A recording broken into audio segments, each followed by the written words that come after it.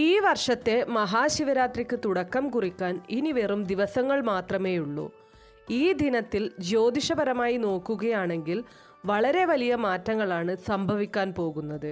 മഹാശിവരാത്രി ദിനത്തിൽ ഭഗവാൻ ഭക്തന് നൽകുന്ന അനുഗ്രഹം ജീവിതകാലം മുഴുവൻ അവരുടെ ജീവിതത്തിൽ സൗഭാഗ്യവും ഐശ്വര്യവും നിറയ്ക്കുന്നു.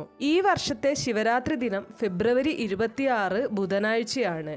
ഭഗവാനോടുള്ള ഭക്തിയിൽ ജീവിതം മാറ്റിമറിക്കപ്പെടുമ്പോൾ ഭഗവാൻ എളുപ്പത്തിൽ തൻ്റെ ഭക്തർക്ക് മുന്നിൽ പ്രസാദിക്കപ്പെടുന്നു.